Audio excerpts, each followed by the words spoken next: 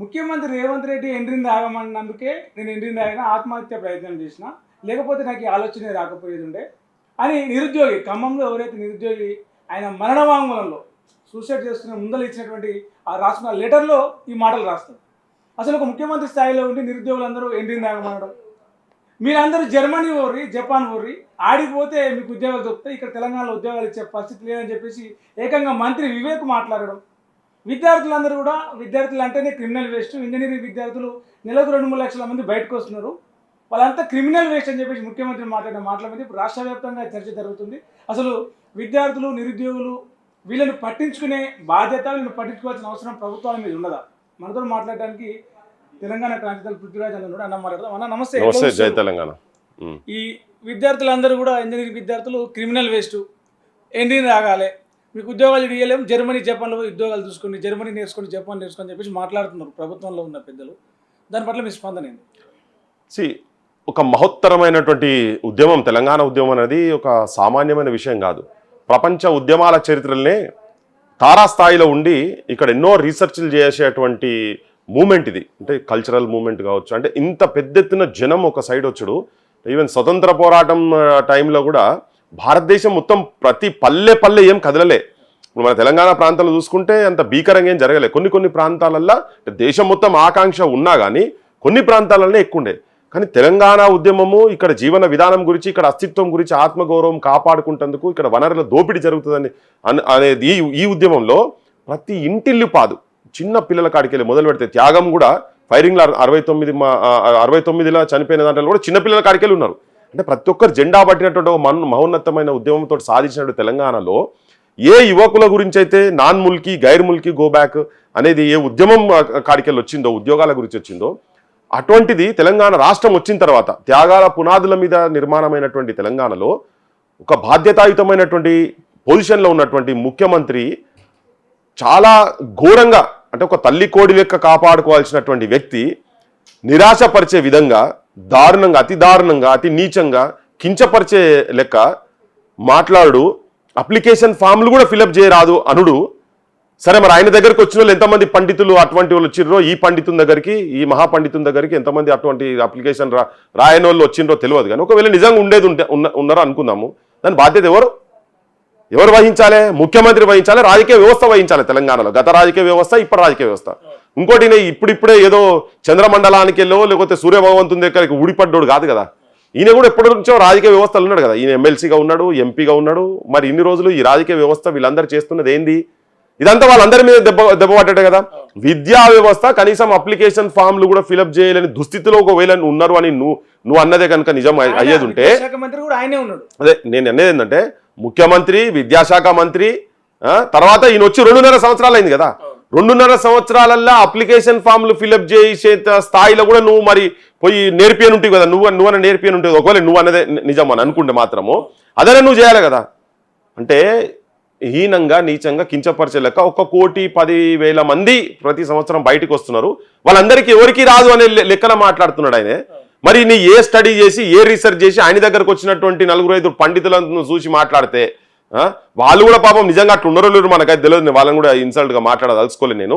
కానీ education standards మాత్రం డెఫినెట్గా పడ్డాయి. ఎందుకంటే ఇప్పుడు వీళ్ళు పర్యవేక్షణ లేదు కదా. ప్రైవేట్ కాలేజీల మీద పర్యవేక్షణ లేదు. ప్రైవేట్ కాలేజీలు రాజకీయ వ్యవస్థల చేతులు ఉన్నాయి. ఎవరు ఏ గవర్నమెంట్ ఉన్నా కానీ అందరి దగ్గరికి పైసలు పోతాయి. వీళ్ళు ఫీజు రియంబర్స్మెంట్లో వీళ్ళ పర్సెంటేజ్ తీసుకునే ఇచ్చింది. ఈ గవర్నమెంట్ కూడా ముట్టికి ఇచ్చిందా రేవంత్ రెడ్డి? గత గవర్నమెంట్ గట్నే జరిగింది, ఈ గవర్నమెంట్ కూడా గట్నే జరిగింది. గవర్నమెంట్ కాలేజీలు, గవర్నమెంట్ యూనివర్సిటీలలో పోయి చదవాలనేది ఒక కళ. దాన్ని మొత్తం నిర్వీర్యం చేసిరు కదా. నువ్వు పాఠాలే లేదా. నేను ఇప్పుడు ఉస్మానియా యూనివర్సిటీకి నిజంగా బయటకు వచ్చి నువ్వు అనేదే కరెక్ట్ అనుకో, మరి 1000 మంది పైన వేకెన్సీస్ ఉన్నాయి. నువ్వు వచ్చిన తర్వాత వేకెన్సీస్ ఫిల్అప్ చేస్తా అన్నావు. 2.5 సంవత్సరాలు అవుతుంది. 2.5 మందిని నువ్వు రిక్రూట్ చేయలే, 2 రిక్రూట్ చేయలే నువ్వు. మరి ఎవరు దీంట్లో ఎవరు బాధ్యులు? ఎవడు అసలు ఇట్లా బాధ్యత లేకుండా మాట్లాడటం బొక్కల వారాలి ఫస్ట్ ఈ ముఖ్యమంత్రి రేవంత్ రెడ్డి అంటే. నేను మరి వచ్చిండు కదా, మొత్తం ఎంటైర్ తెలంగాణలో ఉన్నటువంటి యూనివర్సిటీలు అన్నిట్లల్లా 80% పైన వేకెన్సీస్ ఉన్నాయి. మరి పాఠాలు చెప్పేటోడు లేడు. నువ్వు అది ఎట్లా చేయాలి, ఏ సబ్జెక్ట్ ఏందనేది చెప్పేటోడు రిక్రూట్మెంట్ ఎవరు చేయాలి? ప్రభుత్వం కదా. మరి దాని మీద పోరాటాలు జరుగుతలేమంటే పోరాటాలు జరుగుతాయి. కొట్లాడితేనే ఉన్నాం మాసంటోళ్ళం. ఖచ్చితంగా మా మీద ఇంకా పగ పెంచుకొని మాట్లాడితే వీళ్ళు అర్బన్ నక్సలైట్ అంటారు, తిడతారు, ఇంకేమో చెప్తారు. నన్ను తిడుతున్నారు అందరూ, విద్యాశాఖ మంత్రి తిడుతున్నా అని చెప్పని ఈ సోయిలోనోడు మాట్లాడితే కింద ఉన్న కూడా పక్క నవ్వుతున్నారు. ఎందుకు నవ్వుతున్నారు మరి? వాళ్ళ నవ్వులో ఏమో అంటారేమో నాకు అర్థం కాలే, కానీ మరి ఆయన కృషి చేద్దామని నవ్వుతుండో ఏందో. మరి విద్యాశాఖ మంత్రి అయ్యుండి నీకు సిగ్గు లేకుండా, నువ్వు రిక్రూట్మెంట్ చేయకుండా బడులు నాశనం పట్టిస్తీవి. నువ్వు గత ప్రభుత్వంలో బంద్ అయిన 7,000 బడులు నువ్వు వచ్చినాక తెరుస్తా అన్నావు. నువ్వు వచ్చినాక బడులు బంద్ చేసినావు. ఇప్పుడు ఏం చెప్తున్నావు? ఉన్న బడులలో కూడా 23,000 బడులు బంద్ చేయాలని. పునాదులు ఎక్కడికి వెళ్ళి పడతాయి? టీచర్లని ఇవ్వవు నువ్వు, జూనియర్ కాలేజీలో టీచర్లు ఇవ్వవు, ప్రిన్సిపాల్ని ఉండరు, వాటిని పర్యవేక్షణ చేసేందుకు ఎంఈఓలు ఉండరు, మండల ఎడ్యుకేషన్ ఆఫీసర్ ఉండరు, డిస్ట్రిక్ట్ ఎడ్యుకేషన్ ఆఫీసర్లు ఉండరు. 633 మండల ఎంఈఓలు ఉండాల్సిన దగ్గర 4 ఉంటారా? సిగ్గుండాలి నీకు మాట్లాడటానికి. నీకు మళ్ళీ బుద్ధి లేకుండా మాట్లాడతారు, జనం నవ్వుతారు. ఇది ఎక్కడ ఏం తమాషా ఇది? ఇప్పుడు రాష్ట్రంలో ఒక ఘటన జరిగింది. ఒక నిరుద్యోగి ఏదైతే రేవంత్ రెడ్డి గారి గతంలో మాట్లాడిండో మాటలు, ఎంట్రీని దాగి చావండి మీరు అని చెప్పేసి అలవోకగా అనేసిండు ఆయన. అది మనసు విరిగా లేకపోతే ఇట్లనైనా స్పందన వస్తుందని కావచ్చు. ఒక నిరుద్యోగి క్రమంలో ఆత్మహత్య ప్రయత్నం చేసిండు, ఒక పురుగుల మందు దాగి. మీరు కూడా పరామర్శించవచ్చు. సో ఆయన మీతో ఏం మంచుకున్నాడు, ఏం మాట్లాడిండు? ఒక నిజంగా అదే పరిస్థితి ఉంటే ఆయన నిజంగా అందుకే కనుక ఆత్మహత్య ప్రయత్నం చేసి ఉంటే ఇప్పటి వరకు ప్రభుత్వం నుంచి ఒక విద్యాశాఖ మంత్రిగా కానీ ఇతర మంత్రులు కానీ జిల్లా ఇన్ఛార్జ్ మంత్రి కానీ ముఖ్యమంత్రి కానీ ఎవరు స్పందించకపోగా ఇదే ఒక అధికారిక మీటింగ్లో మాట్లాడుతూ ముఖ్యమంత్రి రేవంత్ రెడ్డి గారు నేను వారంలో 7 రోజులు 24 గంటలు చికెన్ తింటా, మటన్ తింటా, నాన్ వెజ్ తింటా అని చెప్పేసి మాట్లాడుతున్నారు. సో ఒక నిరుద్యోగి ఈ కాంగ్రెస్ పార్టీ అధికారంలోకి రావడానికి, ఈ ప్రభుత్వం ఏర్పడడానికి కష్టపడ్డ నిరుద్యోగి ఆత్మహత్య చేసుకున్న ప్రాణాపాయ స్థితిలో ఉంటే దాని గురించి కనీసం ప్రభుత్వం నుంచి ఒక అధికారి కూడా పోయి స్పందించాడు. ఇట్లాంటి నాన్ వెజ్ తింటా, చికెన్ తింటా, మటన్ తింటా మాటల పట్ల మీ స్పందన ఏంటి? యాక్చువల్గా నేను తన రాసిన దాంట్లోకెళ్ళి జనానికి ఒక లైన్ చూపించదలుచుకున్నా.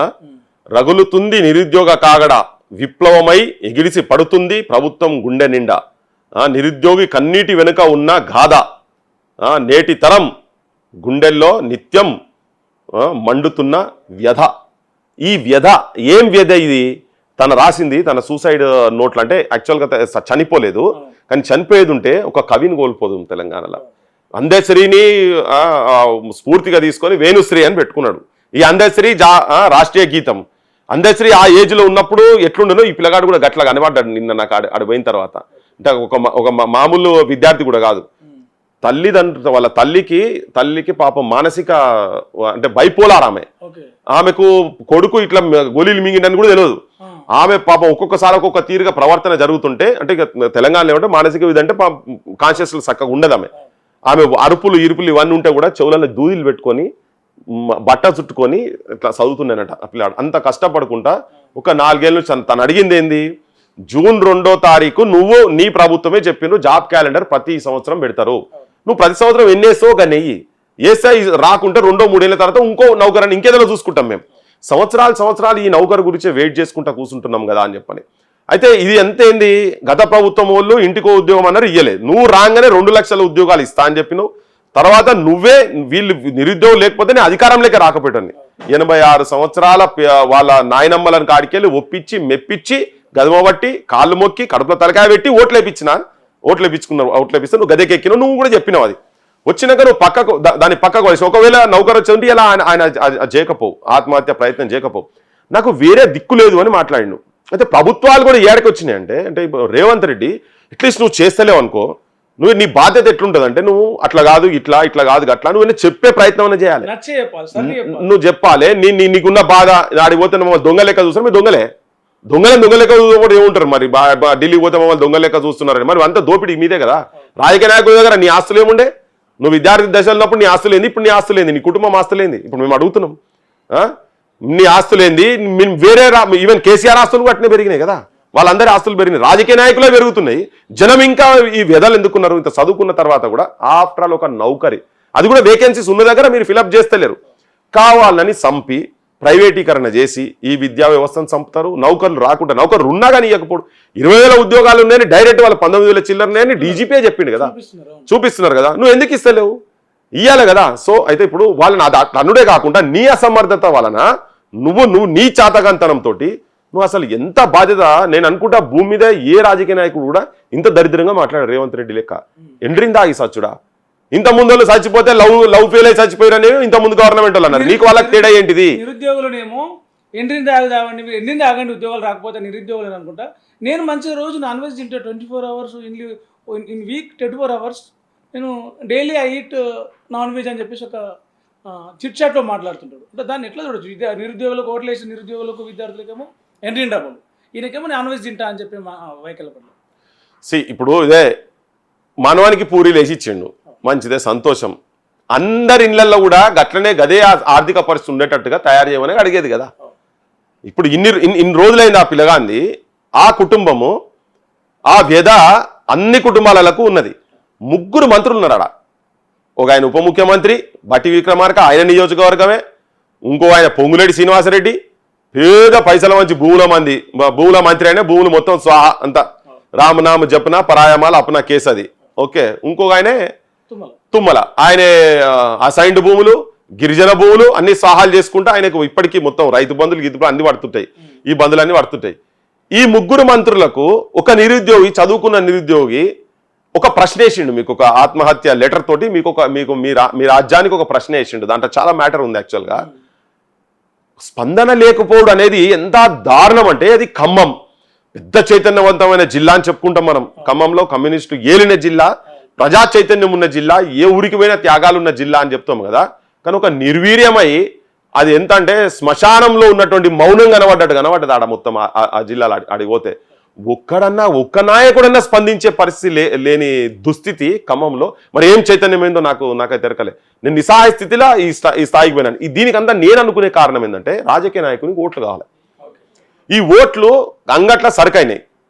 నువ్వు ఉల్లిగడ్డలు, టమాటాలు, కొత్తిమీర, పచ్చిమిరపకాయలు కొన్నట్టు కొంటున్నారు జనాలను. ఈ పైసలకు వీళ్ళు అలవాటు పడ్డారు, జనం అలవాటు పడ్డారు కాబట్టి ఈ నాయకులు మొత్తం పైసలు సంపాదించే దాంట్లో పడ్డారు. ఏమైతే 4 రోజులైతే తినేది మర్చిపోతారు. ఎంతమంది చావాలి ఇప్పటిదాకా నిరుద్యోగులు, ఎవరెవరిని గుర్తు పెట్టుకున్నాడు అని అనుకుంటారు వీళ్ళంతా. జనం మెమరీ చాలా చిన్నగా ఉంటుంది. మళ్ళీ అదే కుటుంబానికి పోయి ఓ 1 లక్ష రూపాయలు 2 లక్షల రూపాయలు ఇస్తే మా వాడు వేరే కారణంగా చచ్చిపోయింది అని చెప్తారు అని అనుకుంటారు. ప్రవళిక కేసులో వీళ్ళు అదే పని చేశారు కదా, ఇట్లనే గత ప్రభుత్వంలో ఎట్లా చేశారు, ఈయన కూడా అదే పని చేస్తున్నాడు. ఏం తేడాలేం లేదు. అందుకే అందరు రాజకీయ నాయకులకు వీళ్ళంటే, నిరుద్యోగులు అంటే ఒక చులకన భావం ఉంది. నేను నిరుద్యోగులు కూడా చెప్పేది ఏంటంటే, మీరు రాజకీయ నాయకుల చుట్టూ కనుక, దొంగ రాజకీయ పార్టీలు మళ్ళీ అవి కూడా మోసం చేసిన వాళ్ళ చుట్టూ కనుక మీరు తిరిగేది ఉంటే మీకు నిజమైన రిజల్ట్ రాదు. ఉద్యమాలకు పాఠాలు నేర్పించినటువంటి నా తెలంగాణ గడ్డలో ఒక ఢిల్లీలో ఒక చిన్న ఉద్యమం పార్టీలకు అతీతంగా చేస్తే సక్సెస్ అయినాక మన దగ్గర ఎందుకు ఫెయిల్ అవుతున్నదని నిరుద్యోగ యువకులు కూడా ఆలోచన చేయాలి. రాజకీయ పార్టీలు, రాజకీయ నాయకుల చుట్టూ తిరిగే ముందు. ఇంకొకటి, ఈ ఒక్కొక్క మాటను నిరుద్యోగ యువకులు కూడా వాళ్ళ గుండెలలో దింపుకోవాలి. ప్రతి ఒక్కరు ఇంటి ముంగట ఇక ఎండ్రిన్ బాటిల్ పెట్టడం, 40 లక్షల మంది నిరుద్యోగులను పట్టుకొని నువ్వు ఎండ్రిన్ దాగి సావు అని. నిజంగా మరి ఈ మన జనాలకు ఓపిక ఎక్కువ ఉన్నది, కానీ ఎవరికో తలకా తిరిగినోడు ఉంటే అది ఇంకేటో పోతుంది అది కథ. విన్నావా? మనంతా తుపాకులు పట్టిన ప్రాంతం. నేను ఆ సైడ్ పోవాలనే దాన్ని నాకు ఫస్ట్ నుంచి లేదు, నేను చెప్పకూడదు అది. అండ్ ఇంకోటి యువకులు కూడా నేను చెప్పేది ఏంటంటే, తెలంగాణ సైనికులు కావాలి, అమరులు వద్దు. Telangana needs soldiers, not martyrs. ఇంత అద్భుతమైనటువంటి వాళ్ళు ఉన్న తర్వాత కూడా, అంటే ప్రశ్నించే తత్వం ఈ నేలలు ఉన్న తర్వాత కూడా ఈ రాజకీయ నాయకుల చుట్టూ పోతే ఈ అవమానాలు తప్పుతాయి. ఈ చికెన్లు, నీ ఇంట్లో చికెన్ ఉండాలి, మా ఇంట్లోనేమో పిండా కూడా ఉండాలి, జనం ఇంట్లో పిండా కూడా ఉండాలి. నువ్వు కోరుకున్నది అదే కదా. నువ్వు 24 గంటలు చికెన్ తినుకుంటూ ఉండాలి. తెలంగాణలో 24 గంటలు ఏదో ఇంట్లో ఎండ్రిన్ తాగాలి, బాయిలో దునకాలి, వీళ్ళ కాలు మొక్కాలి. మా ఇళ్ళల్లో ఒకరోజు ఒక్కొద్ది కావాలి, 2 ఎద్దులు కావాలి, 3 ఎద్దులు కావాలి, 5 ఎద్దులు కావాలి. మేము ఆ బాపతి పిండ కూడా పెట్టి తినేదేమో మాకు అలా కూడా చికెన్లు పెడతారు కదా, మా చికెన్లు అట్లుండాలి, నీదేమో ఇంకో తిరిగి ఉండాలి. ఇది ఈ రాజకీయ నాయకులు చెప్పే కథ. ఖమ్మం వేణు ఆత్మహత్య ప్రయత్నం తర్వాత కొంతమంది నిరుద్యోగులను కలిస్తే వాళ్ళు మాట్లాడిన మాట ఏంటంటనా, ప్రభుత్వ ఉద్యోగాలకు అప్లై చేసుకుందామంటే వీళ్ళు నోటిఫికేషన్లు ఇయ్యరు. ఇచ్చిన 7,000 నోటిఫికేషన్లో ఏజ్ వయోపరిమితి ఉంది, అది మాకు అర్హత లేకుండా పోతుంది. 3 ఏళ్ళు మేము కష్టపడ్డాము. సరే పోనీ అయినా ప్రైవేట్ జాబ్ చేసుకుందామంటే అక్కడ కూడా లేదు. అట్లా కాదు, ర్యాపిడోనో, ఫుడ్డో, జొమాటోనో, క్యాబ్ డ్రైవర్ నడుపుకుందామంటే కూడా గిగ్ వర్కర్స్ పనులలో కూడా 100 సమస్యలు ఉన్నాయి. ఫుల్ కాంపిటీషన్ అయిపోయింది. ర్యాపిడో వల్లే మెట్రో కింద 100 పనులు పెట్టుకొని వెయిట్ చేస్తున్నారు. మాకు ఎటు పోనిక పని లేదు, మేము ఎట్లా బతకాలని చెప్పేసి వాళ్ళు ప్రశ్నిస్తుంటే, మీరు జర్మనీ పోండి, నెలకు 2.5 లక్షల ఉద్యోగాలు మేము కల్పిస్తున్నాం అని చెప్పేసి ఈ మంత్రి వివేక్ మాట్లాడుతూ అంటారు. సో తెలంగాణలో ఉద్యోగాలు కల్పించలేని వాళ్ళు జర్మనీ దేశంలో నెలకు 2.5 లక్షలు ఇచ్చి ఉద్యోగాలు కల్పించడం అనేది ఏమనుకోవాలి, దాన్ని ఎట్లా అర్థం చేసుకోవాలి? ఆయన జర్మన్ భాషలోనే 2 లక్షల ఉద్యోగాలు, నిజుమాన్ కుజినో కురే అంటారట దాన్ని. నిజుమాన్ కుజినో కురే అంటే మా 2 లక్షల ఉద్యోగాలు మాకు ఇయ్యని. ఇది జపనీస్లో, జాపాన్ భాషలో ఇక అడుగుతారు. ఇప్పుడు రేపటి నుంచి అంతా కొటేషన్లు అన్ని వాటిల్లో పెట్టాలి.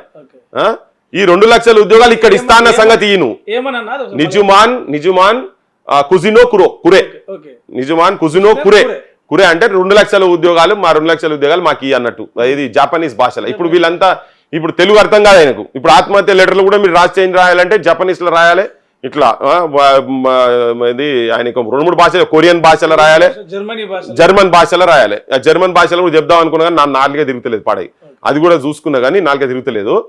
సో వీళ్ళు ఇక్కడ నువ్వు ఇచ్చినటువంటి 2 లక్షల ఉద్యోగాలు ఇస్తా అనే ఇయ్యండి ఫస్ట్ ఈ రాజకీయ నాయకులు. ఇచ్చినాక నువ్వు గిర్మనో ఇప్పుడు తెలంగాణ ప్రజలు ఓట్లేసి ఇక్కడ ఉద్యోగాల గురించి మాట్లాడిన ఆయన అంటే నువ్వు బయట దేశం పోయి ఉద్యోగం చేయంటే నువ్వు ఏం మనుషులే మీరు? నాకు అర్థం. మీరు గడ్డి వీక్తురా, తెలంగాణలో గడ్డి వీక్తుర్రా, లేకపోతే మీ సెక్రటరియట్లో గడ్డి వీక్తుర్రా? మీరంతా ఏం మాటలు అవి? బాధ్యత లేని మాటలు. మళ్ళీ ఈయన ఇప్పించేటి అట. ఇక్కడ ఉన్నాయి నువ్వు ఫిలప్ చేయరా నాయన అంటే బయట దేశం పోయి ఆ భాష నేర్చుకో, కా భాష నేర్చుకో, కీ భాష నేర్చుకో, కో భాష నేర్చుకో అని మాట్లాడితే ఏం తలకాయ ఉండి మాట్లాడుతారు వీళ్ళు? ఇవన్నీ ఏంటంటే బాధ్యత లేకుండా మీరు అసమర్థులయ్యి మీకు చేతనైతే లేదు. మీరు ఓన్లీ పైసలు తప్ప ఇంకోటి చూస్తలేరు. మీ మొత్తం మీ విద్య, మీ విజ్ఞానము, మీ దమాక్ మొత్తం మీ నెత్తిలో ఉన్నటువంటి తలకాయలో ఉన్నటువంటి దమాక్ల మొత్తము పైసలు తప్ప, దోపిడి తప్ప మీకు ఇంకోటి ఏది కనబడతలేదు. అన్ని రంగాలలో దోపిడీ చేస్తారు వీళ్ళంతా. వచ్చి మళ్ళీ నిరుద్యోగుల మీద ఏడ్చుడు. అదే ఈ నిరుద్యోగులకు కూడా మళ్ళీ ఏంటంటే చెప్పేది, మళ్ళీ ఈయన కాకపోతే ఇంకో ఆయన కాకపోతే ఇంకో ఆయన దాంట్లో పోయింది అనుకో, ఇక మళ్ళీ ఎప్పటి చిప్ప ఏనుగులు లెక్కనే ఉంటుంది. మనకు ప్రతిసారి చిప్పలు పట్టుకొని తిరగాలి. రేవంత్ రెడ్డి అయినా ఆయన మంత్రిమండలికి అందరికి కూడా నేను కూడా విజ్ఞప్తి చేసేదంటే, యూ కెనాట్ ఫూల్ పీపుల్. ప్రతిసారి నువ్వు పిచ్చోళ్ళని చేయలేవు, ఎవ్రీ టైం నువ్వు చేయలేవు. ఓకే, జనం సోయికి వచ్చిండ్రు, మీకు చూపిస్తారు, బరాబర్ చూపిస్తారు. మీకు ఆ జర్మన్ లాంగ్వేజ్లో చెప్తారు, మీకు అన్ని లాంగ్వేజ్లా, మీకు అన్ని ఎన్నికల నాడు అప్పటిదాకా తయారవుతారు. సరే, అంత లోపల పోరాటాలు కూడా ఉండాల్సిన అవసరం ఉంది. ప్రతి ఒక్కటి రిజిస్టర్ అవుతున్నది, రికార్డ్ అవుతున్నది అని చెప్పదలుచుకున్నాను నేను. తర్వాత ఒకవేళ మరిచిపోయిన వాళ్ళకుంటే కూడా మా బొట్టలను మరవనీయకుండా చేస్తాం. వీళ్ళ పర్మనెంట్గా పర్మనెంట్గా రాజకీయంగా భూస్థాపితం తెలంగాణ ప్రజలు యువకులు చేసేందుకు సన్నద్ధం చేస్తాం. రైట్ అన్న, మనం రీసెంట్గా చూసినాం. చివరిగా ఒక ప్రశ్న, ఇలా మంత్రివర్గ సబ్ కమిటీ మీటింగ్ కాబోతున్నది. ఆ మీటింగ్లో ఈ నిరుద్యోగ ఆత్మహత్య ప్రయత్నం గురించి ఎక్కడ చర్చ వస్తుంది అని చెప్పేసి ఎజెండా అంశాల్లో లేదు.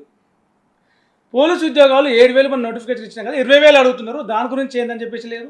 వయోపరిమితి గురించి కూడా ఎక్కడ ఎజెండా అంశంలో లేదు. కానీ తెలంగాణలో మరో 2,655 ఎకరాల భూమిని వేలం వేసి ఎట్లా ఖజానా నింపుకోవాలనే ప్రధాన అంశం మీద ఈరోజు క్యాబినెట్ సబ్ కమిటీ సమావేశం కాబోతా ఉంది. అంటే దీన్ని బట్టి ఎట్లా చూడొచ్చు అంటే ప్రజల సమస్యలు, నిరుద్యోగ సమస్యలు, యువత సమస్యలు, విద్యారంగంలో ఉన్న సమస్యలు మాకు లేదు, జస్ట్ ఖజానా ఎట్లా నింపుకోవాలి, భూములు ఎట్లా అమ్ముకోవాలి అనే ఆ ఎజెండా అంశంలో కనిపిస్తుంది. దాని పట్ల పృథ్వీరాజ్ అనేది అది ఇలా నిజంగా చర్చకు వస్తుంది కదా. ఈ భూములది తరాజ్ అంతా చూస్తే ఇది భూదందల క్యాబినెట్, భూదందాల ముఠా వీళ్ళు. ఓకే, ఉన్నది చెప్పదలుచుకున్నా నేను. జనానికి కూడా తెలిసింది, ప్రతి దగ్గర కూడా వీళ్ళు ఏ ఎమ్మెల్యేలు, ఏ మంత్రులు, ముఖ్యమంత్రి దాకా వీళ్ళు భూదందాల వ్యవహారం. ఇవాళ ఎవరి ఫామ్ హౌస్లు ఎక్కడ ఎన్ని కొట్టిర్రు అనేది మనకు జనం కూడా తెలికే. ఒక్కటి ఆయన నాగార్జునది కొట్టి మొత్తం అంతా కొట్టినా అంటున్నాడు. 60 చెరువులల్లా ఇల్లీగల్ కన్స్ట్రక్షన్ జరిగిందని ఉప ముఖ్యమంత్రి కూర్చొని ప్రెస్ మీట్లో పెట్టి చెప్పిండు. 6 చెరువులు చేయలే. గడికోసారి మాట్లాడితే మేము ఉప్పలు చేస్తున్నాము, లేకపోతే బతుకమ్మ కుంట చేస్తున్నాం అన్న సుట్టంతా మొత్తం అసల్ని మొత్తం వదిలేసిర్రు, మిగిలింది అంది చేసిర్రు. ఇట్లా నువ్వు 60 చెరువులు చేయాలి. ఓఐసీ సంగతి ఏంటిది, దాని సంగతి అది చేయాలి. ఇప్పుడు దీన్ని అమ్ముకొని దానికి అడ్డికి పావుస్తారు, వాళ్ళకు సంబంధించిన వాళ్ళకే మాట్లాడుకోవాలి. అది ఒకవేళ 100 కోట్లకు వీళ్ళు ఉండేది ఉంటే దాన్ని 50 కోట్లకో 20 కోట్లకో 10 కోట్లకో కథ పెట్టేసి మిగతా అంతా వీళ్ళు తీసుకునే కథకు చేస్తారు. అవి మళ్ళీ వాళ్ళకే పెట్టుకొని చేసే కథ చేస్తారు. ఇంకోటి భూములన్నీ రాజ్యాలు నడుపుడు ఎక్కడిది? మళ్ళీ ఆ రాజ్యం నడిపితే నువ్వు అనుకోని ఉద్యోగం ఇస్తున్నావా? ఇస్తలేవు. ఇంకొక ఈ సందర్భంగా నేను ఇంకొకటి చెప్పదలుచుకున్నా ఏంటంటే, ఈ వయోపరిమితి అంశం కూడా ఉంది కదా. నువ్వు నోటిఫికేషన్ ఇయ్యక వాళ్ళ ఏజ్ బార్ అయిన తర్వాత వాళ్ళకి డెఫినెట్గా నువ్వు చెప్పాల్సిందే, నువ్వు పెంచాల్సిందే కదా. అసలు ఈ అన్నిటికీ ఇప్పుడు మొన్న వేణు రాసిన దాంట్లో కూడా ఉన్నది క్లియర్గా. ప్రతి సంవత్సరం నువ్వు 20,000 ఇస్తావా, 10,000 ఇస్తావా, ఉన్నది కదా. నీకు ఆ ఇష్యూ కూడా రాదు కదా, నువ్వు వయోపరిమితి ఇష్యూ కూడా రాదు. వీళ్ళు ఉద్యోగాలు ఇయ్యదలుచుకోవాలి. ఎంతసేపు ప్రభుత్వాలు నడిపేటోళ్ళు, ముఖ్యంగా ఇప్పుడున్నటువంటి కాంగ్రెస్ గవర్నమెంట్ భూదందాలు, ఇప్పుడు 10,000 ఎకరాలు చుట్టుపక్కల గత నాయకులు దోపిడీ చేసుకొని ఉన్నారని ఆయన చెప్పిండు. ఆల్రెడీ కబ్జాలు చేసుకున్నారు. 10,000 ఎకరాలు ఎక్కడున్నాయి చూపించాలి ఇప్పుడు. మరి అవన్నీ తీసి బయట పెట్టాలి. అది వాస్తవమే కదా. నువ్వు చెప్పిన ముఖ్యమంత్రి నువ్వు 25 లక్షల ఎకరాలు ధరణిలా హంఫర్ట్ చేసిరు అని. చెప్పినావు, అన్ని చెప్పినావు, ఎంత 1,00,000 కోట్లు తిన్నారని చెప్పినావు. మొత్తం వాస్తవమే, తిన్నది వాస్తవమే, కార్ల విషయం వాస్తవమే. ఒక కేసులో కూడా ఎందుకు లోపల పెడతలేవు? నీ వాటా ఎంత తీసుకున్నావు? రేవంత్ రెడ్డికి వాటా ఎంత? దీంట్లో రాహుల్ గాంధీ వాటా ఎంత? ఈ నిరుద్యోగులని వాటాలు అడుగుతలేరు నాయన, పైసలు అవి కూడా అడుగుతలేరు. కానీ వాళ్ళకున్నటువంటి కోట, వాళ్ళకున్నటువంటి ఉద్యోగాల మటుకే వాళ్ళు అడుగుతున్నారు. వాళ్ళ వాటా ఉద్యోగాలు వాళ్ళకి ఏమని చెప్తున్నారు. ఆంధ్రలో ఉద్యోగాలు అడుగుతలేరు, మహారాష్ట్రలో ఉద్యోగాలు అడుగుతలేరు. ఇంకోటి, నీవు ఇప్పుడు ప్రైవేట్ సెక్టార్లో కూడా 80% నీకు ఇక్కడ తెలంగాణ ప్రాంతం నిరుద్యోగులకు రిజర్వేషన్స్ పెట్టిస్తానన్నావు అని నీ మేనిఫెస్టోలో పెట్టి నువ్వు చెప్పినావు కూడా. అవేవి లేవు కదా. ఉద్యోగం రానన్ని రోజులు 4,000 నిరుద్యోగ భృతి ఇస్తా అన్నావు. మా వాళ్ళు రోడ్ల మీద అదోటి ఉపకారం తింటే అల్సర్లు, క్యాన్సర్లు వస్తున్నాయని నువ్వే మొత్తుకున్నావు. నీ రాహుల్ గాంధీ అంటే ఆయన వచ్చి మొత్తుకునే జీన్స్ టీషర్ట్ వేసుకొని పోజులు కొట్టుకుంటూ వచ్చి పొరగాన్ లెక్క తిరిగితే మా వాళ్ళు కూడా నమ్మిరి వేసిరుగా. ఇవన్నీ ఏది అమలు చేయకుండా భూములు అమ్ముకుంటావు. ఇప్పుడు భూములు నీ క్యాబినెట్లో కూర్చొని మొత్తం దొంగల ముఠ, క్లియర్ కట్గా జనం కూడా రిజిస్టర్ కావాలి. ఇది దొంగల ముఠ, వీళ్ళంతా భూ దొంగల ముఠ కూర్చొని పంచుకుంటారు. అందరు ఎవరి కాడ పంచుకుంటారు వీళ్ళంతా. ఒకరిద్దరు నల్ల ఎవరికైనా వాటాలు పోకపోవచ్చు, నాకు ఎరకలే. కానీ మేజర్గా జరుగుతున్నది మాత్రం ఇదే జరుగుతూ ఉన్నది. ఇట్లా మాట్లాడితే గట్ల మాట్లాడుతూ అట్టినట్టు ఆపోజిషన్ వాళ్ళు కూడా మరి ఎక్కడెక్కడ భూములు ఉన్నాయో ఒకరోజు టోకన్ ప్రొటెస్ట్ చేస్తారు, వదిలేస్తారు. ఇప్పుడు మనం పోయినాం కోడి చెరువు కాడికి పోయినాం. అదే రంగనాథ్ చెప్పిండు ఇదంతా చెరువు భూమి అని చెప్పిండు. మళ్ళా మనల్ని ఏమన్నారు, అడ్డగోలుగా తిట్టిర్రు. ఓరు నాయన నువ్వు ఆడికెట్లా పోతావు, ఈడికెట్లా పోతావు, అరే అది నా తెలంగాణ నేల తల్లి మీద ఇంకోటి వచ్చి కబ్జా చేస్తుండ్రు నాయన, అది మన తెలంగాణ తల్లి భూమి, అది బతుకమ్మలాడే ఆ భూమి, అది బతుకమ్మలాడే చెరువు అని చెప్పినాం.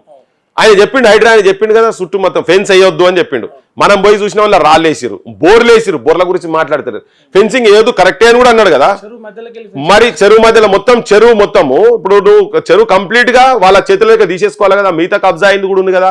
దాని మీద నువ్వు యాక్షన్ గురించి ఎందుకు మాట్లాడతలేడు? మరి పవన్ కళ్యాణ్ చెరువు గురించి రంగనాథ్ కూడా చెప్పిండు కదా, హైడ్రా రంగనాథ్ కూడా ఓపెన్ గా చెప్పేసేసిండు కదా. మరి ఫెన్సింగ్ వేసినావు అని చెప్పి ఆయన మీద కేసు ఎందుకు పెట్టలే? బోర్లు వేసినామని కేసులు ఎందుకు పెడతలేరు? నేను చెప్పేది ఏంటంటే, ఇక్కడున్న ప్రభుత్వము, ఆంధ్రాలో ఉన్న ప్రభుత్వము, రేవంత్ రెడ్డి వీళ్ళందరూ ములాఖాత్ అయి ఉన్నారు. వీళ్ళందరూ దొంగల ముఠ అనేది నువ్వు కొత్తగా చేసేది కాదు. వీళ్ళందరూ కబ్జా చేసిన అన్నీ ఉన్నాయి కదా. ఇవన్నీ బయటికి తీస్తే అద్భుతమైన పరిశ్రమలు పెట్టి తెలంగాణలో నిరుద్యోగం లేకుండా చేయొచ్చు. నువ్వు నీ చైనాలు, జపాన్ భాషలు, లేకపోతే కొరియా భాషలు, ఈ భాషలన్నీ ఏ భాషలు మాకు నేర్చుకోవాల్సిన అవసరం లేదు. వాళ్ళు నేర్చుకునేది ఉంటే మీరెందుకు తాసిరి తెలంగాణ నెత్తి మీద? ఓ దరిద్రం మీరంతా, ఈ రాజకీయ నాయకులంతా దరిద్రం, తెలంగాణకు పుట్టే చెదలు మీరంతా, టర్మైట్ మీరంతా. మొన్న ఇంజనీరింగ్ విద్యార్థులందరూ కూడా క్రిమినల్ వేస్ట్ అన్నారు. ఇప్పుడు మీరు పొలిటికల్ ఎవరైతే హామీలు నెరవేర్చిన పొలిటికల్ వేస్ట్ అంటున్నారు. అసలు వీళ్ళేం పాలిటీషియన్ అండి, దొంగలని చెప్తున్నా కదా నేను. డకైట్ నా కొడుకులు, ఈ కొడుకులంతా ఇంకా మనుషులు చచ్చిపోతుంటే సౌరాన్ ఆయన అని ఎంట్రీ తాగేటోడు వాడు మనిషి అబ్బా, నాకు అర్థమవుతలేదు. మనుషులను కోసి పొలాలల్లో రక్తం జిల్తే పొలాలు పండితే అనే లెక్కలో మాట్లాడినాడు ఏం మనిషి? పేగులు మెడకేసుకుంటా ఈ మధ్యలో తక్కువైంది ఏది లాగులో తొండలేస్తా అని చెప్పని. మరి ఈయనకు రాజకీయ తొండలు ఎవడన్నా చొర్రిచ్చిండో మనసొంటోళ్ళు, అందుకే ఆ తొండల భాష జర తక్కువ చేసిండు. ఇప్పుడు మొత్తం సంపుతాము, నరుకుతాము. వీళ్ళెక్కడ లీడర్ రా? వీళ్ళు పాలిటీషియన్స్ గారు, వీళ్ళంతా దొంగలు. ఆ రాజకీయ వ్యవస్థను అపహాస్యం చేస్తున్నారు కదా. గొప్ప గొప్పోళ్ళు దేశాన్ని వెళ్ళినటువంటి, దేశం గురించి త్యాగం చేసినటువంటి, ఈ దేశ స్వాతంత్రం గురించి కొట్లాడినటువంటి వాళ్ళ పార్టీలో ఉండుకుంటూ వీళ్ళు చేస్తున్నటువంటి చెత్త పనులతోటి అసలు రాజకీయం అంటే గింత దరిద్రంగా ఉంటుందా అనే లెక్కన భావితరాలకు అర్థమయ్యే స్థాయికి ఉన్నది వీళ్ళంతా. ఇదంతా తెలంగాణ కాదు, భారతదేశానికి పుట్టినటువంటి చెదలు. వీళ్ళు దేనికి పనికిరారు ఇటువంటి నాయకులు మొత్తం.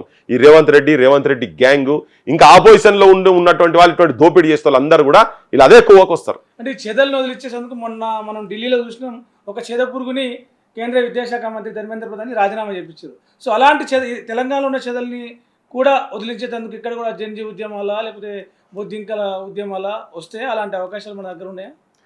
బరాబర్ వస్తుంది. తెలంగాణకి కొత్త కాదు. తెలంగాణ తయారవుతున్నది, సన్నద్ధమవుతున్నది. ఇది టిప్ ఆఫ్ అన్ ఐస్బర్గ్, అది జస్ట్ అంతనే. సో ఇది భవిష్యత్తులో చాలా తీవ్రమైన ఉద్యమాలకు ఇది దారి తీస్తుంది బరాబర్. ఈయనే చదువుకుంటానికి ఏం చేసిన ఈ ముఖ్యమంత్రి ఎవరు ధర్మేంద్ర ప్రధాన్ రాజీనామా చేయగానే ఈయన రోడ్ల మీద ర్యాలీలు తీసుడు మొదలుపెట్టిండు. మనం నిజమైన సమస్యల గురించి మాట్లాడతాం రా నాయన, ఎవరితో మాట్లాడతాం అంటే కూడా చట్ అని చెప్పి తీసుకపోవడు, బూతులు తెచ్చుడు, లోపటేసుడు, కేసులు పెట్టుడు. నిరుద్యోగుల మీద కేసులు కూడా పెడుతుంది కదా. అరే నీకు సిగ్గు లేకుండా నువ్వు ఎట్లా ర్యాలీ తీసినావా? 5-6 గంటలు హైదరాబాద్లో ట్రాఫిక్ సత్యానాశ అయిపోయింది. 2-3 చచ్చిపోయారట కూడా అంబులెన్స్లలో, నువ్వు దారి దొరకక అంబులెన్స్ చచ్చిపోయినట. ఆ రోజు డ్యూటీలో ఉన్నాం మేము ఒక 10 మంది జర్నలిస్టులము. ఆ లైవ్ లో నేను కూడా ఉన్నా, నేను నవీన్ ఇంకో కొంతమంది. అక్కడ ఉన్న ట్రాఫిక్ పోలీసులు ఎవరు లేరు, ఒక సీఐ మాత్రమే ఉన్నాడు. మేమే ట్రాఫిక్ క్లియర్ చేసాం, చేతిలో గడ్డలు పట్టుకుని రోడ్లను అక్కడ పంపించేసి. సో అదే ఇప్పుడు ముఖ్యమంత్రి ఎప్పుడంటే అప్పుడు రోడ్ల మీదకి వస్తాడు, రోడ్ల మీద ర్యాలీ చేస్తాడు. ఇంకోటి అసలు నీకు సంబంధమే లేదు కదా, నీకు సంబంధం లేని ఇష్యూలో నువ్వేదో విజయం సాధించినట్టు ఆయన మళ్ళీ ఉల్టా చెప్పుకుంటే ఏం చెప్తాడు, నేను విద్యాశాఖ మంత్రి మొత్తం కేంద్రంలో కూడా చేపిస్తా, 18 ఏళ్ళకే నేను మళ్ళీ ఎమ్మెల్యే రిలేటెడ్ చేస్తా, ఇవన్నీ మాట్లాడిండు కదా. అది ప్రపోజల్ ఎవరు పెట్టిండ్రు? పిసిసి ప్రెసిడెంట్ పెట్టిండు. నేను ఆ రోజు చెప్పిన మళ్ళీ ఒకసారి గుర్తు చేయదలుచుకున్నా, వాళ్ళకు గుర్తు చేసుకున్న తెలంగాణ ప్రజలకు గుర్తు, వీళ్ళ దగ్గర ఎంత నిజాయితీ ఉన్నదని చెప్పేందుకు.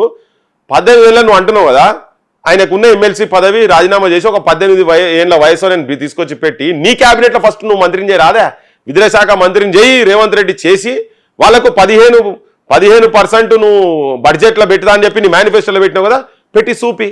లేకపోతే నీకు శాతం అయితే లేదు అనుకోని, ఇది కూడా చెప్పిన. యూనివర్సిటీలో మస్తు మంది తిరిగిన వాళ్ళు ఉన్నారు, మస్తు మంది ఉద్యమంలా. నువ్వు 2 రోజులు ఒక నెల రోజులు చేసిన ఉద్యమానికే నువ్వు ఇంత అట్రాక్ట్ అయ్యి నీకు మనసు చెల్లించిపోయింది కదా. అడెవరు సచ్చినోళ్ళు లేరు, ఏం లేదు. అటువంటి లాఠీ దెబ్బలు అవి కాదు కదా, ప్రతి ఒక్కరి ఆల్మోస్ట్ తెలంగాణలో యువకులు అందరికీ లాఠీ దెబ్బలు పడినంత స్థాయిలో ఉద్యమం నడిచింది కదా. మరి అంత పెద్ద ఉద్యమం జరిగింది కదా, ఈడ హత్యలు జరిగినాయి, వెళ్ళెళ్తా నరికిరు, నువ్వు అందులోనే ఉన్నావు, నువ్వు ఆ గ్యాంగిల్నే ఉన్నావు, అప్పుడు చంద్రబాబు గ్యాంగిల్నే ఉన్నావు. ఇంత పెద్ద మూవ్మెంట్ జరిగింది ఇక్కడ చూసినావు కదా. మా వాళ్ళు ఒక 10 మందికి ఉస్మాన్ యూనివర్సిటీలకు అల్లకెళ్ళి ఎవరినది నీ పార్టీ గురించే పనిచేసిన వాళ్ళు కూడా బొచ్చడ మంది ఉన్నారు. కేతురి వెంకటేశ్వర అది మొన్న వాళ్ళు పెడితే చూస్తే ఇళ్ళల్లా ఎంత ఘోరం ప్రవీణ్, చాలా చాలా దారుణంగా అనిపిస్తుంది నాకు. ఇంటి కిరాయిలు ఇచ్చే పరిస్థితి లేదు తెలుసా. తెలంగాణ విముక్తి కోసము క్యాంపస్లో కొట్లాడిన విద్యార్థుల పరిస్థితి ఎంత దారుణంగా ఉన్నదంటే, కొంతమంది పేర్లు నేను వాళ్ళు బాధపడతారు కావచ్చు నాకు తెలియదు, కానీ కేతురు వెంకట్ ఇటువంటి వాళ్ళు కొంతమంది కిరాయిలు ఇయ్యలేక భార్యలకు ఏదైనా ప్రాబ్లమ్, హెల్త్ ప్రాబ్లం వస్తే కట్టలేక అన్నా మేము గవర్నమెంట్లో ఉన్నమే తప్ప, మా వరంగల్ రవి అసంటోళ్ళు కావచ్చు, వీళ్ళందరూ చాలా తిరిగిన వాళ్ళు కదా, పొద్దున్నేసి మీ దగ్గర తిరిగేటోళ్ళు. 14 దిక్కులో పోయొచ్చిన వాళ్ళు ఉండొచ్చు కొంతమంది, కానీ మీరందరూ కూడా అట్లా తిరిగిన వాళ్ళే కదా, మీరు 14 పార్టీలు తిరిగిన వాళ్ళే కదా.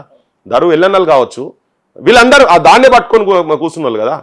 మా అంతడుపులు నాగరాజు అసలు తెలంగాణ ధూమ్ధామ్కు అసలు తెలంగాణ కల్చరల్ సైడ్ ఒక లైన్ ఒక బాట వేసినటువంటి వ్యక్తి. నేనన్నది కూడా కాదు, అది ఈవెన్ గదరన్న అసంటోళ్ళు కూడా చెప్పింది కదా, రసమయ అసంటోళ్ళు కూడా నేను నాగరాజు లేకుండా నేను లేనని. ఇలా వాళ్ళ ఆర్థిక పరిస్థితి ఎంత దారుణంగా ఉన్నదంటే చాలా ఘోరంగా ఉంది. ఇప్పుడు వీళ్ళందరినీ కల్చరల్ దాంట్లో పెట్టిరు వీళ్ళంతా ఒక కమిటీ వేసారు. దానికి కోదండరామ్కు జీతం వస్తుంది, కోదండరామ్కు ఎమ్మెల్సీ జీతం వస్తుంది, చైర్మన్ మా వెన్నెలకు ఓకే తనకు కూడా అటో ఇటో వస్తుంది. సుద్దాల అశోక్ తేజన్ కూడా పెట్టినట్టున్న సుద్దాల అశోక్ తేజ్ ఒక 1 కోటి రూపాయలు ఇచ్చారు, ఆయన పని ఆయనది ఉన్నది. కానీ అదే కమిటీలో ఉన్నటువంటి ఏపూరు సోమన్న ఉన్నాడు, వాళ్ళ పరిస్థితి ఏంది అసలు? అంతర్పుల్ నాగరాజు ఉన్నాడు, దరు ఎల్లన్ ఉన్నాడు, దరు అంజన్ ఉన్నాడు, మన నరసింహన్ ఉన్నాడు, ఇసొంటోళ్ళు అందరు ఉన్నారు కదా. అసలు వాళ్ళ కనీసము వాళ్ళు బయట ఎట్లా బదనాం అవుతారంటే, మీకేదైనా కమిటీ వచ్చింది కదా, కమిటీలో మెంబర్లు అట కదా, మీకు నెలకు 2 లక్షలట 3 లక్షలు కానీ ఇజ్జత్ మానానికి అబద్ధం కూడా చెప్పుకుంటారు వాళ్ళు. గాళ్ళ కనీసం పైసలు ఒక నెలకు జీతమని తిరగటందుకు పెట్టుకొని చూపిస్తున్నావు కదా. మళ్ళీ వీళ్ళందరూ ఎవరు? కిందికి వెళ్ళి వచ్చిన వాళ్ళు, పోరాటం చేసిన వాళ్ళు, వాళ్ళ ఫాదర్స్ ఎవరు కూడా చదువుకున్న వాళ్ళు కాదు వీళ్ళంతా. చాలా మంది ఇంట్లో ఉన్నటువంటి వాళ్ళంతా నేను చాలా పేర్లు చెప్పగలదు. ఇట్లా గా మానవతరాయి పొద్దున్న లేసే మొత్తుకుంటాడు. అసలు ఎవడోడో అడ్రస్ ఎవనోనుకో నువ్వు ఇస్తున్నావు కదా, మా అసంటోళ్ళ మీద కూడా నువ్వు చెప్తే మొత్తుకుంటారు వీళ్ళంతా. మొత్తుకొని పిడమర్తి రాబే అసంటోళ్ళు కావచ్చు, కొంతమందికి ఇచ్చిర్రు, అదే గొర్రెలు బర్రలై ఒకరిద్దరికి ఇచ్చిర్రు. ఆ స్థాయి కాదు కదా. నువ్వు ఢిల్లీలో జరిగిన నెల రోజుల ఉద్యమానికి నువ్వు ఇంత అట్రాక్ట్ అయినప్పుడు, నువ్వు ఇక్కడ జరిగిన ఉద్యమంలో కాకతీయ జరిగిన ఉద్యమాలను మరి వీళ్ళందరికీ తీసుకొని అరే ఏమైతుంది కనీసం? ఆయన ఎంబడి తిరిగిన వాళ్ళనే ఆయన చూసుకోలేని దుస్థితిలో ఉన్నాడు రేవంత్ రెడ్డి. ఇది తెలంగాణ జనానికి పోవాలి చాలా. నేను అంటే అరే కొంతమంది అంటున్నారు చాలా బయట, అరే ఆయన అటు పోయింది కదా ఇటు పోయింది కదా అని. నేను మళ్ళీ రిపీటెడ్గా చెప్తున్నా, వెంకటేష్ కేతూరి ఉన్నాడు కదా, రాహుల్ గాంధీ ఏ యాత్రలు చేసా యాత్రలు 20-25 ఏళ్ల నుంచి తిరుగుతున్నారు ఈ పిల్లలు మొత్తం. మన వాళ్ళు కళ్ళమ్మ కూడా చూస్తున్నాం కదా. మాతో చాలా సందర్భాల్లో అభిప్రాయ భేదాలు ఉండే వాళ్ళకు, ఎందుకంటే వాళ్ళకు పార్టీ లైన్లో ఉండే. బట్ స్టిల్ నీ పార్టీలో ఉన్నారు. తెలంగాణ అన్నప్పుడాలా వాళ్ళు బయటకు వచ్చి వీళ్ళందరూ చాలా మంది భాస్కర్లు కావచ్చు, బయట కాలేజీలో ఉన్నటువంటి వాళ్ళు కావచ్చు, ఇటువంటి వాళ్ళు చాలా మంది ఉన్నారు కదా. ఏంది మరి వాళ్ళ ఉద్యమాలు నీకు కనబడాయా? తెలంగాణ ఉద్యమాలు కనబడాయా? ఆ కుటుంబాలు కనబడతలేవా? 1200 మంది నువ్వు ఐడెంటిఫై చేస్తాను కదా. ఏవి 1200 కుటుంబాలు నువ్వు వచ్చినాక ఐడెంటిఫై చేయలే కదా, 12 కుటుంబాలకు ఇయ్యలే కదా నువ్వు. ఇప్పుడు నువ్వు పెట్టి కమిటీ పెట్టి వీళ్ళందరికీ నేను 25,000 ఇస్తా, 200 గజాలు ఇస్తా అని పెడితే దానికి ఒక లీగల్ శాంక్టిటీ లేదు. తేనెతుట్ట కాదు, నేను చెప్పదలుచుకున్న వాళ్ళందరికీ, ఉద్యమకారులందరికీ ఏంటంటే, రేవంత్ రెడ్డి మళ్ళొక్కసారి అధికారంలోకి వేస్తున్నటువంటి పాచిక ఇది. వీళ్ళందరికీ ఒక నెల 2 నెలల ముందు ఎవరు ఉద్యమకారులు ఎవరు కాదని గుర్తించడం కష్టం కదా అంటున్నాను. అసలు వాటికి ఏం పెట్టుకున్నారు మీరు ఏం పెట్టుకున్నారు? ఇప్పుడు నువ్వు వచ్చినాక 2.5 సంవత్సరాలకు పెట్టినావు కదా. నేను ఆ కుటుంబాలు యాక్చువల్గా కుటుంబాలనేది ఫస్ట్ నువ్వు 1200 కుటుంబాలు ఏది ఐడెంటిఫై చేసినావు చూపి. లాస్ట్ గవర్నమెంట్ మొత్తం అంతమందికి ఇయ్యలేదన్నావు, వాస్తవమే అది. అసెంబ్లీలో కూడా చెప్పినావు 1200 మంది అని కేసీఆర్ చెప్పిండు, ఈయన కూడా చెప్పిండు, పిసిసి ప్రెసిడెంట్ చెప్పిండు, ఎంపీగా చెప్పిండు, అన్ని చెప్పిండు, న్యాయం జరగలేదు అన్నాడు, అన్ని పార్టీలో చెప్పారు. మరి ఏడా 1200 మంది ఈయన వచ్చినాక 2.5 సంవత్సరాలు అయింది కదా. ఈయన కూడా ఐడెంటిఫై చేసి చేయాలి కదా. నువ్వు వాళ్ళకే చేయను, వీళ్ళకేం చేస్తారు? కళాకారులు వచ్చారు మంది కదా, వాళ్ళకి చెయ్యి ఫస్ట్. నువ్వు కళాకారుల కన్నా చెయ్యి. నువ్వు డైరెక్ట్ ఉద్యమకారులు అంటే ఇప్పుడు ఊర్లోకి వెళ్ళి కొంతమంది ఐడెంటిఫై చేసినట్టు చేసుడు, వాళ్ళకు ఎన్నికల ముందు ఒక 1 నెల 2 నెలలు వాళ్ళ అకౌంట్లో పైసలు వేసుడు ప్లాన్ అయినకు ఓ 20-25 వేల రూపాయలు ఇస్తాడు. నెక్స్ట్ భూములన్నీ మీకే ఉన్నాయి, మీ పేర్లే, మా ప్రభుత్వం వస్తే మీ అందరికి వస్తాయని చెప్పని వీళ్ళకు ఓ సినిమాలో చూపిస్తారు కదా, కోట శ్రీనివాసరావు కోడిని కట్టుకొని దాన్ని చూసుకుంటూ తిన్నట్టుగా మా ఉద్యమకారుల పరిస్థితి అట్లా అవుతుందేమో అని అనిపిస్తుంది. ఆయన నమ్మకం రేవంత్ రెడ్డి మామూలుడు కాదు, ఆయనే అబద్ధాల పుట్ట. ఆయనే చెప్పింది అబద్ధాల పుట్ట. జనానికి కూడా ఇట్లా అబద్ధాలు చెప్తేనే నమ్ముతున్నారు వాటికే మేము కూడా అబద్ధాలే చెప్తున్నామని. మీరు నిజంగా చేసుకున్న మీ పార్టీలు ఉన్న వాళ్ళకు కనీసం ఏదో ఒకటి వాళ్ళకు చేస్తలేరు, ఉద్యమకారులకు వాళ్ళు చేస్తారని అయితే అది అసంభవం. ఇంకోటి పెట్టిన వాళ్ళనే ఇప్పుడు సగం మందిని పిలుస్తున్నారు, సగం మందిని పిలుస్తలేరు. ఇది చూడు, ఇది కథ. వాళ్ళకి అసలు ఏంది? ఇప్పుడు నువ్వు ఒక చట్టబద్ధత ఉండాలి కదా. నువ్వు ఆ కమిటీ ఉన్నది, మేము ఇచ్చిన లిస్టులకు కంపల్సరీ ప్రభుత్వం బైండ్ అయి ఉండాలని చెప్పని నువ్వు నీ అసెంబ్లీలో తీర్మానం చేసి పెట్టిరా. ఉద్యమకారులు వీళ్ళు మేము ఐడెంటిఫై చేసిన వాళ్ళకు వీళ్ళకి మాత్రం నువ్వు ఇచ్చిన పేర్లకు నువ్వు కంపల్సరీ ఇవ్వాలని చట్టబద్ధత ఏమైనా ఉందా? నీ మేనిఫెస్టోగా దిక్కులేదా? ఈ కమిటీకి ఏం పాడైంది? వాళ్ళకు కూడా తెలికే అది. కాకపోతే మంది తిట్టకుండా వచ్చి కూర్చుంటారు. కోదండరామ్ సార్ని ఎవరు తిట్టకుండా నేను ఎవరితోటి చేసినా లేదా అని. అసలు ఈ కోదండరామ్ సార్ ఇసొంటి వాళ్ళందరూ వీళ్ళు అసలు ఆ ఎమ్మెల్సీలు తీసుకోకుండా కూర్చొని మా ఊళ్ళకు మొదలు అయిన తర్వాత నేను కూర్చుంటా అంటే వీళ్ళకి గౌరవం ఉంటుండే. ఇలా మా బొట్టులో మాట్లాడకపోతుంటే మేము కూడా అరే సార్ మంచి పని చేస్తుంటే నువ్వు అని చెప్పని అంటుంటివి. ఈయన కేసీఆర్ దగ్గర తిరిగి అన్నీ కథం అయితే ఇప్పుడు వీళ్ళ దగ్గరకు వచ్చి వీళ్ళ దగ్గర ఉండి మళ్ళీ వీళ్ళకి కూడా ఉపయోగపడుతున్నారు తప్ప ఈ కేసీఆర్రావు కమిటీ అంటే కేసీఆర్రావు ఆయన ఏం చెప్పాలి? వాళ్ళ గురించి ఎంత తక్కువ మాట్లాడితే మంచిది. టిమ్స్ హాస్పిటల్కి మరిచెన్నారెడ్డి పేరు పెట్టారు. అసలు అంటే తెలంగాణలో పెట్టే విగ్రహాలు కావచ్చు, కట్టే నిర్మాణాలు కావచ్చు, కాంగ్రెస్ పార్టీ కడుతున్నదా, ఈ తెలంగాణ ప్రభుత్వం కడుతున్నదా? మొత్తం వాళ్ళ పేరే పెడుతున్నారు, రాజీవ్ గాంధీ విగ్రహాలు, మరిచెన్నారెడ్డి పేర్లు. దీని పట్ల నేను ఒకటేందంటే ఆయన కంటి తుడుపు చర్యగా చేసేటువంటి పని ఇది. నా బోటోళ్ళు మాట్లాడుతున్నారు కదా, నువ్వు ఎన్టీ రామారావు విగ్రహం ఎట్లా పెడుతున్నావు, రోషయ్య విగ్రహం ఎట్లా పెడుతున్నావు అని చెప్పి మాట్లాడుతుంది కదా. మాట్లాడుతున్నాం కదా మేము. ఆయననేమో ఏ స్థాయిలోకి అంటే ఎవడన్నా వద్దంటే మూసిలేసి తొక్కుతా అనే స్థాయిలో ఆయన పోతున్నాడు. మరి మా ఊళ్ళో కళాకారులవి మా చెన్నారెడ్డిలో ఎన్ని పెట్టినావు, మా అంజయ్యల సంగతి ఏంటిదని మాట్లాడుతుంటే ఇప్పుడు దాన్ని కవర్ చేసేందుకు పెట్టని చెన్నారెడ్డి విగ్రహం పెట్టి ఇంకా చెన్నారెడ్డి పేర్లు కాదు, ఈ తెలంగాణ ప్రాంతంలో ఉన్నటువంటి చాలా మంది నేను మొన్న చెప్పిన అంటే రేవంత్ రెడ్డి కొన్ని ఉంటుంది 100 తప్పులు ఉన్నాయి కదా, రేవంత్ రెడ్డి 1000 తప్పులు అయిపోయినాయి. అందులో నేను చాలా ఫర్మ్గా ఉన్నా దాని విషయంలో. ఎప్పుడైతే 369 మంది విద్యార్థి యువకులను, తెలంగాణ ముద్దు బిడ్డలను, నూనూగు మీసాల ముద్దు బిడ్డలను, త్యాగాల ప్రతీకలైనటువంటి నా తెలంగాణ బిడ్డలను కాల్చి చంపిన కిరాతకుడు, అతి నీచుణ్ణి పుట్టినరోజు చేసుడు సెలబ్రేషన్ చేసినటువంటి ఒక దుర్మార్గ నీచమైనటువంటి సంస్కారహీనుడైనటువంటి పైసా తెలంగాణ రక్తం లేనటువంటి రేవంత్ రెడ్డి అది చేసిన నాడే is closed. Revanth Reddy is closed. నువ్వు ఏం పెట్టుకో, నువ్వు 100 చెన్నారెడ్డిలో పెట్టు, అదే రోజు చెప్పిన నేను, అదే పార్కు పెట్టు, చెన్నారెడ్డి పేరు పెడతామా, లేకపోతే సర్వారెడ్డి సర్వారెడ్డి నీ ప్రాంతంలో ఉన్నటువంటి సర్వారెడ్డి ఉస్మాన్ యూనివర్సిటీకి సంబంధించినటువంటిది సర్వారెడ్డి ఎవరైనా గుర్తు పెట్టుకుంటారా? నేనే ఇప్పటికి 100 సార్లు చెప్పుంటా. జామి ఉస్మాన్ ఇంజనీరింగ్ స్టూడెంట్ కూరరాజన్న వాళ్ళ క్లాస్మేట్, వీళ్ళంతా కలిసి ప్రమాదవశాత్తు కాడ పోయిండు, పెద్ద భీకరమైన పోరాటం వాళ్ళ 69 ఇట్లా నేను కొన్ని మస్తు పేర్లు చెప్పగలుగుతా. షేక్ ఫకీర్లు, గూడూరు నారాయణస్వామిలు, చించు చంద్రమౌళిలు, ఇట్లా ఫైరింగ్ల డేవిడ్లు, ఎవరు ప్రేమ్ కుమార్ అని దుర్గా మెస్ అని చెప్పని ఉంటే హైదరాబాద్లో అప్పుడు ఫేమస్ మెస్, అక్కడ గుండాలతో నరికిచ్చిండు, ఆంధ్ర గుండాలతో నరికిచ్చిండు వేరు కాసు బ్రహ్మానందరెడ్డి.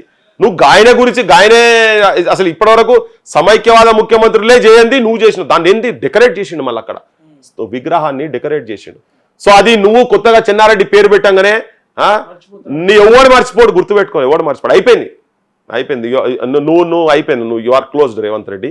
నువ్వు ఎప్పుడైతే కాసు బ్రహ్మానందరెడ్డి విగ్రహానికి పూలమాల లేచి, అది తెలంగాణ గడ్డ మీద మా సొంటలమే ఈ విగ్రహాలు పలగొట్టాలి, ఈ విగ్రహాలు తీసుకుపోయి మూసిలేలో ముక్కలు చేయాలి, లేకపోతే నువ్వు రాయలసీమ కన్నా పంపి, లేకపోతే ఆంధ్ర కన్నా పంపించాలి అని మా బొట్టలో మాట్లాడుతుంటే నువ్వు దండలేసి నువ్వు ఛాలెంజ్ అంటే తెలంగాణ అస్తిత్వాన్ని నువ్వు ప్రశ్నిస్తున్నావు, తెలంగాణ అస్తిత్వాన్ని నువ్వు అవమానపరుస్తున్నావు కదా, తెలంగాణ ఆత్మగౌరవాన్ని వంచిస్తున్నావు.